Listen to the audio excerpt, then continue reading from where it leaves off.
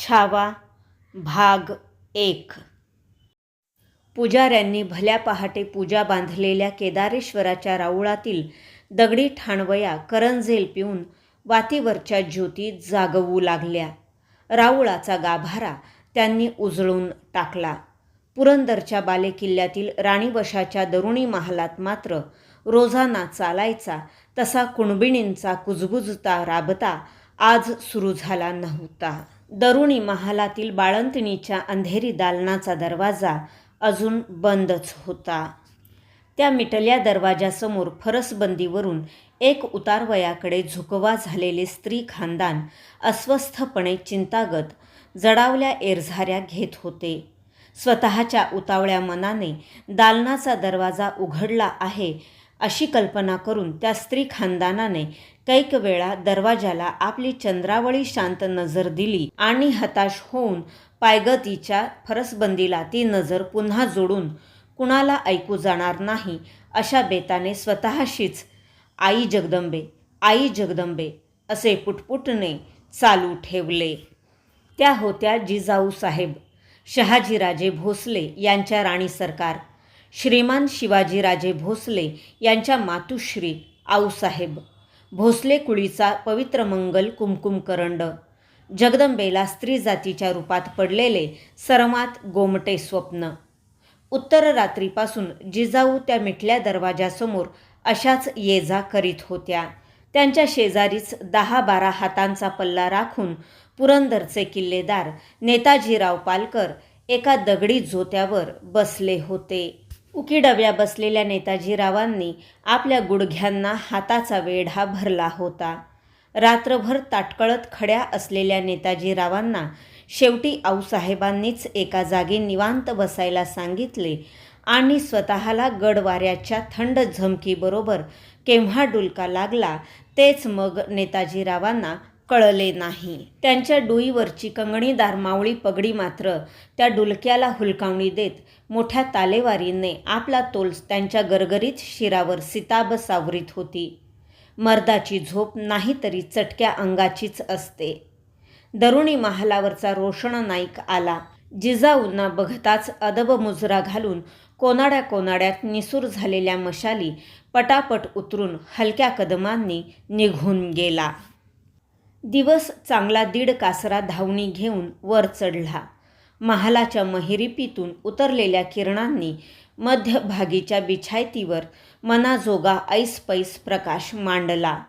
मातुश्री जिजाऊ पुरत्या फिकरमंद झाल्या. चिंतागद फेऱ्या घेऊन त्यांच्या पायांना थकव्याचे कढ आले होते. त्याहून अधिक काळजीचे कढ त्यांच्या उरात दाटले होते. एकाएकी दालनाचा दरवाजा कुसुवात कुरकुरला. आऊसाहेब बिगी दरवाजाच्या रोखाने पुढे सरशा झाल्या. उरातल्या सगळ्या आऊपणानं त्यांच्या कानात जमाव केला. अनेक सवाल डोळ्यात खडे ठाकले. दरवाजा पुरता उघडला गेला. मागून बसके राजसरडने धावणी घेत कानी आले. उघडल्या दरवाजात मध्यम वयाची कसबी सुईण गोजाक्का कमरेत वाकून उभी होती. आपले अशुच ओले हात जिजाऊंच्या नजरेला पडू नयेत म्हणून मनगटे कमरेवर टेकवून तिने ते पाठीशी उरफाटे फिरविले होते. तापल्या दुधावर दाट साय जमून यावी तसे नितळ हसू तिच्या कुणबी मुखड्यावर खुलते झाले. जिजाऊंनी सवाल टाकण्यापूर्वीच तिने कपाळाचे गोंदलेले कातडे वर चढवीत दिललगाव कुणबी शब्दांच्या नुसत्या लहायाच लहाया फुलविल्या. झडू द्या तोपांची नौबत, बाळ किसन आलं, बाळ किसन, बाळ बाळंतीण समद सुखरूप. बाळराज म्हणत नेताजीरावांनी जोत्यावरून खाली चटकी छलांगच घेतली. त्यांचा डुलका केव्हाच पसार झाला. मात्र सामने जिजाबाईंना बघताच दबकून डोक्यावरची पगडी त्यांनी अगोदर सीधी बसती केली. मासाहेबांना मुजरा घालीतच म्हणाले, बुरुजांवरच्या भांड्यांसनी बत्ती देतो आऊसाब, धाकलं धनी आलं, होऊ दे जगदंबेचा उदो. प्राजक्ताचे फूल भरले झाड डुलावे तशा जिजाबाई प्रसन्न हसल्या. चतुर नेताजींनी तेवढीच संमती सिताब उचलली. आपली पाठवळ आऊसाहेबांना दिसणार नाही या बेताने मुजरा घालीत घालीतच ते मागल्या पावली 4-5 कदम मागे हटले. वळताना आपल्या भरदार मिशांच्या चिंच आकड्यावरून उजव्या हाताची दमजोर पालथी मूठ फिरविताना ते स्वतःशीच बोलल्यागत भुवया चढवीत पुटपुटले. बाळराज, धाकलं धनी, बेस, लई बेस. आणि एरव्ही घोड्यावर मांड बुलंद बैठक जमवून दौडणारे नेताजीराव लहान बच्च्यासारखे सीधे पायीच धावले तोफखान्यावरच्या गोलंदाजांना गाठण्यासाठी. त्यांच्या त्या पाठमोऱ्या धावपळीकडे बघताना जिजाऊ कपाळीच्या आडव्या बोटांचा कुमकुमपट्टा वर चढवीत स्वतःशीच हसल्या. डोकीवरच्या टोपपदरी नेसूचा भगवा जरी काठ त्यांनी गोंदल्या हाताच्या कुलवंत चिमटीने उगीच सरसा केला. बाळकृष्ण, शिवबांचे बाळ, पहिले बाळराजे. गोजाकाच्या रसरशीत बोलांनी जिजाऊंच्या सोशिक मनावर लक्ष लक्ष मोरपिसे फिरली होती. आता त्या थोरल्या आऊ झाल्या होत्या. त्यांच्या पापण्यांची तुळजाई पाती क्षणात दाटून आली. इतकी सालं गुदरली. शिवबा राजांच्या राणीवशात कन्यारत्नांचं उंच टिपेचं रडणं कैक वेळा घुमलं होतं, पण बाळकृष्णाचं बसकं रडणं आजवर कधी उठलं नव्हतं. म्हणूनच जिजाऊंचे डोळे पाणभरे झाले कृतार्थतेने. मुलाच्या दर्शनाने आऊ पण धन्य होते, पण नातवाच्या दर्शनाने अवघे स्त्री पण धन्य होते. स्वतःला सावरीत जिजाऊंनी गोजाकाला विचारले, कुणासारखे ग दिसतात बाळराजे? जीतनीत राजेसाहेबावानी. राजेसाहेब. जिजाऊंच्या डोळ्यांसमोर शिवाजीराजांची मूर्ती क्षणात उभी ठाकली. घोड्याच्या पाठीवरून घामेजत धावणी धरून ते कुठल्या मुलखात असतील अंबा जाणे.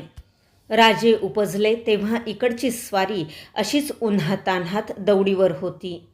आज शिवबा राजांच्या पोटी बाळराजे आले आणि राजेही तसेच दौडीवर.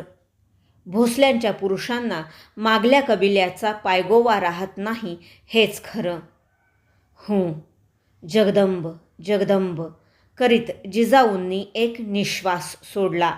कितीतरी उदंड कढ त्या निश्वासात भरले होते. राजे नाहीत, निदान त्यांची यादगीर म्हणून त्यांचे बाळराजे तरी डोळाभर बघावेत म्हणून जिजाऊंनी दालनाच्या दगडी उंबरठ्यावर आपला सोनपुतळ पाय ठेवला.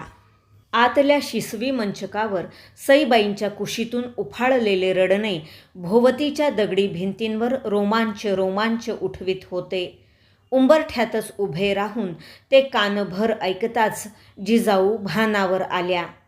आपल्या उतावळ्या मनाचे त्यांचे त्यांनाच हसू आले. 5वी झाल्याखेरीज बाळंतिणीच्या सोयर पडलेल्या दालनात नसते जायचे. त्या विचाराबरोबर क्षणभर त्या जखडबंद झाल्या. उंबरठ्यावर टाकला पाय त्यांनी तसाच मागे घेतला. नेसूच्या निरीजवळ खोचलेली मोहरा जड थैली त्यांनी खेचून हातात घेतली. सतका उतरा बाळराजांचा गोजाबाई म्हणत त्यांनी वाकून ती थैली उंबरठ्याच्या आत ठेवली. शांत चालीने आणि भरल्या मनाने त्या आपल्या खाजगीच्या महालाकडे चालल्या. त्यावेळी किल्ले पुरंदरच्या चारी बाजूंचे बुलंद बुरुज आपले तोफांचे कंठ फोडून माथ्यावरच्या मावळी निळ्या वैशाखी आभाळाला खबर देत होते. राजश्रिया विराजित सकळ गुणमंडित भोसले कुलावतंस श्रीमान शिवाजीराजे भोसले यांच्या थोरल्या राणी सरकार वज्रचुडे मंडित सईबाई साहेब प्रसूत जाहल्या, पुत्ररत्न प्राप्त जाहले. आणि ती खबर ऐकून किल्ले पुरंदरवरच्या सगळ्या राऊळातले देव आपोआप सोयरात पडत होते. पुरंदरच्या सदर महालात बैठकीवर बसून जिजाबाई खली त्यांचे मायने सांगत होत्या. समोर बसलेले बाळकृष्णपंत हणमंते ते मायने आणि मजकूर कागदावर उतरून घेत होते. बाहेर 18 कारखान्यांतील आसामींना पांढऱ्या गलमिशांचे गोमाजी नाईक पानसंबळ खांद्यावरच्या परातीतील साखर मुठीमुठींनी वाटत होते. कुणीतरी लगटीने गोमाजी बाबांच्याच तोंडात साखरमुठ भरली. तिचे निसटते कण गोमाजी बाबांच्या पांढऱ्या धोटमिशीत अडकले होते. गोमाजींना डिवचण्यासाठी एक तरणा मावळा म्हणाला, नाईक, लई लहानी मूठ हाय तुमची. त्याच्याकडे डोळे वटारून बघत गोमाजी बाबा गरजले, मोहर ये, परातच वततो तुझ्या थोबाडात. आणि गोमाजी स्वतःवरच खुश होऊन मान मागे टाकून कल्ले थरकवीत दिलखुलास हसले. सदर महालात खाली त्यांच्या लाल फासबंदांच्या थैल्या तयार झाल्या. थैल्या ठेवलेल्या तबकाला जिजाबाईंनी उजव्या हाताचा दस्तुरी स्पर्श केला. सदरेच्या भिंतीशी उभ्या असलेल्या खबरगिरांच्या पथकातील एक एक खबरगीर सामोरा आला. आऊसाहेबांना मुजरा करून आणि बाळकृष्णपंतांच्या हातून आपापली थैली घेऊन बाहेर पडू लागला. फलटण, तळबीड, सिंदखेड, बेंगळूर, चौकचौवाटा त्या थैल्यात जाणार होत्या. जिजाबाईंनी शेवटची थैली आपल्या हातात घेतली. त्यांच्यासमोर मावळपट्ट्यातील नामांकित खबरगीर विश्वास नानाजी मुसेखोर उभा होता. त्याच्या हातात ती थैली देत जिजाबाई म्हणाल्या, विश्वासराव, जातीनिशी ही थैली राजांना रुजू होईल असे कर. आमचा सांगावा सांग की जरोर निघून येणे, पुत्ररत्न उपजले. जी म्हणत विश्वासरावाने थैली धरला हात आपल्या माथ्याला लावून जिजाऊंना मुजरा भरला. विश्वासराव सदर महाला बाहेर पडला. भाग 1 समाप्त.